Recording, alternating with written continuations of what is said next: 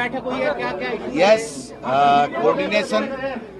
Coordination committee के member 10 member थे, 9 member सारे आए। सचिन पायलट जी कोऑर्डिनेशन कमेटी के मेंबर थे, वो विदेश गए हैं, वो नहीं आए।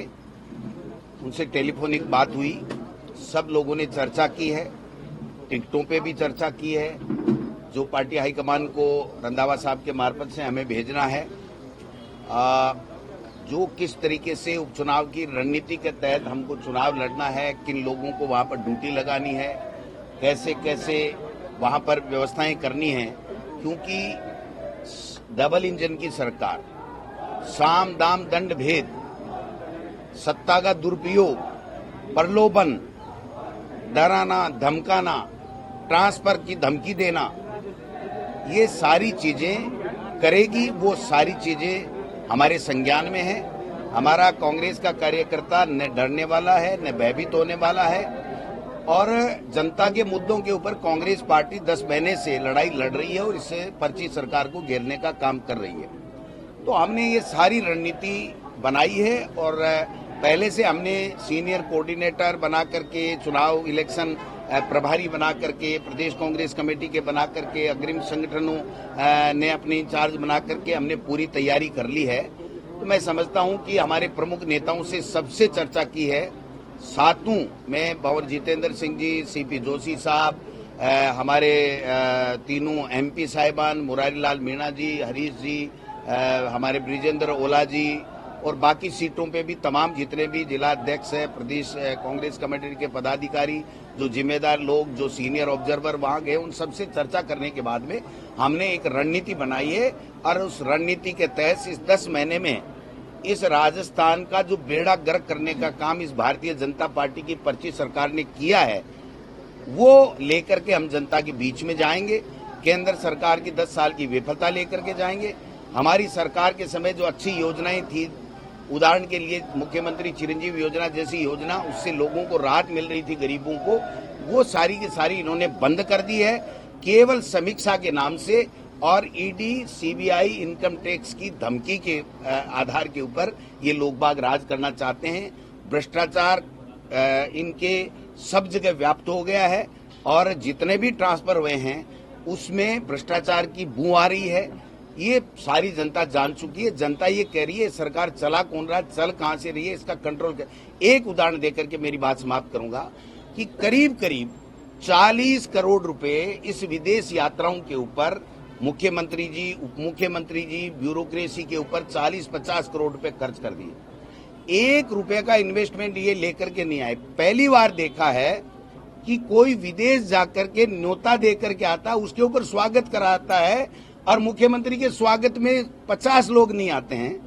तो मैं समझता हूं कि ये इस तरीके का अपनी पिकनिक, सैर सपाटे और पर्यटक बन करके विदेशों में घूम करके राजस्थान के लोगों की गाड़ी कमाई को बर्बाद करने का काम कर रहे हैं। इसका जवाब इस उपचुनाव में जनता देने जा रही है।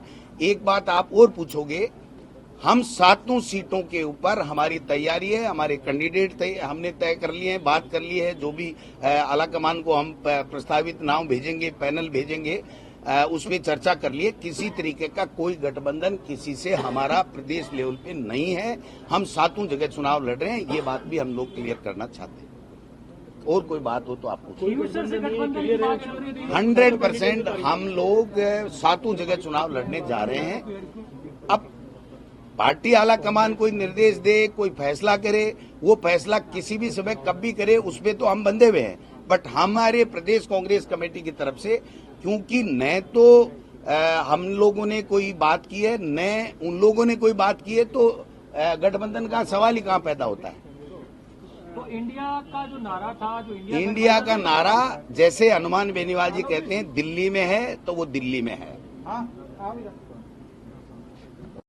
सर, आज कैंडिडेट कौन फाइनल हो रहे हैं? परिवार कौन फाइनल हम नहीं करने वाले, हमने डिस्कस किया है और हमारा जो पैनल है वो रंधावा साहब पार्टी हाईकमान के साथ चर्चा करके डिक्लेयर कराएंगे, ये तय हुआ। कब तक होगा? कल परसों या वो कभी भी कर ले, रंधावा साहब को जाने तो दो दिल्ली। कितने लोगों का पैनल है? ये पैनल होता है।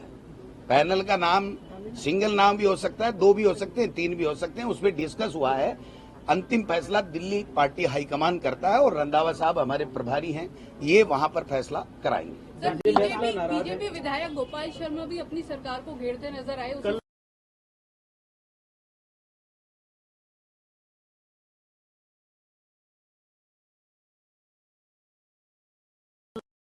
है वो ये कह रहे हैं और उससे हम भी सहमत हैं कि भाई बीजेपी के किसी नेता की जनप्रतिनिधि की नहीं चलती है, ये ब्यूरोक्रेसी सरकार चला रही है।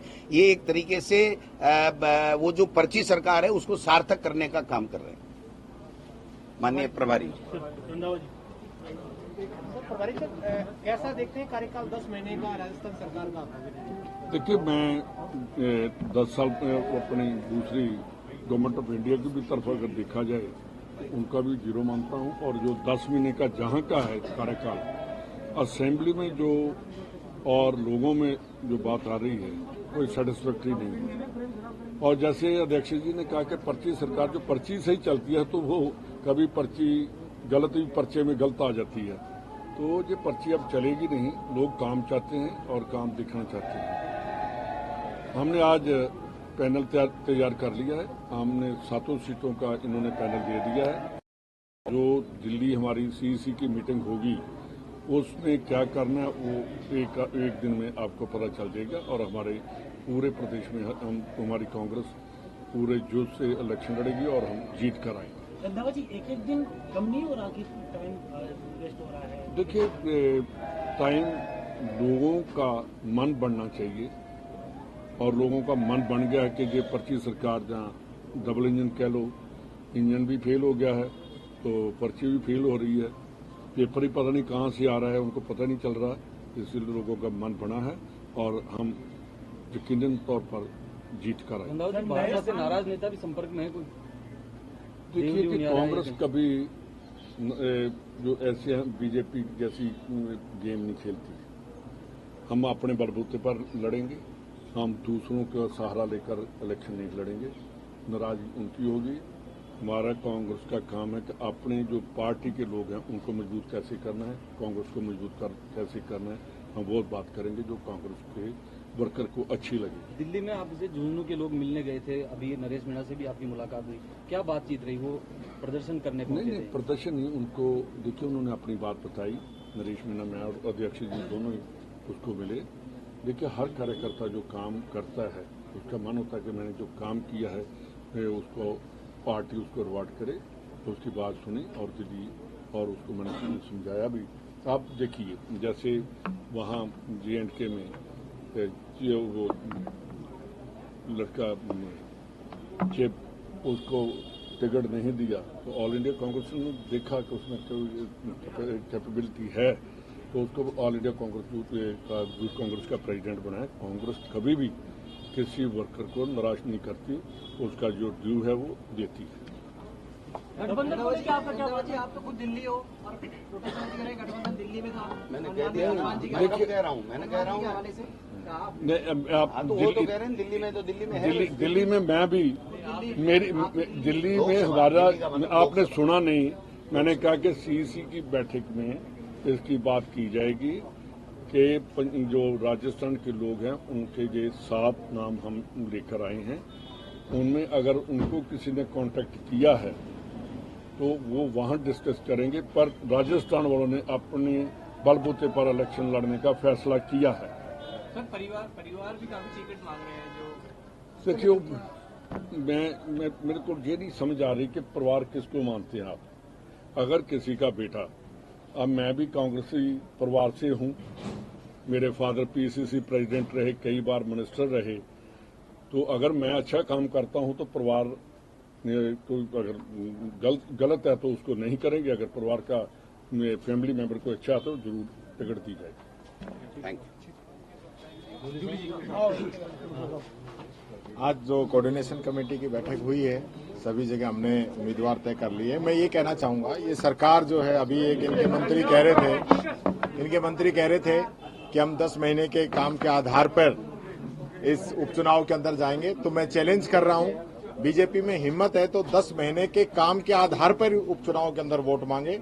और दूसरा मैं कहना चाहूंगा, अभी ये सुनने में आ रहा है कि प्रधानमंत्री जी ERCP PKC योजना का शिलान्यास करने के लिए राजस्थान आना चाह रहे हैं, तो मैं उनसे कहना चाहूंगा जो जयपुर का ये प्रोग्राम जो उन्होंने प्रस्तावित किया है, तीनों ही जिले, चाहे दौसा हो, चाहे अलवर हो, चाहे टोंक देवली हो, इन जिलों में आचार संहिता लगी हुई है, उपचुनाव है, ये सारे जिले जो है इस योजना से लाभान्वित होने वाले हैं।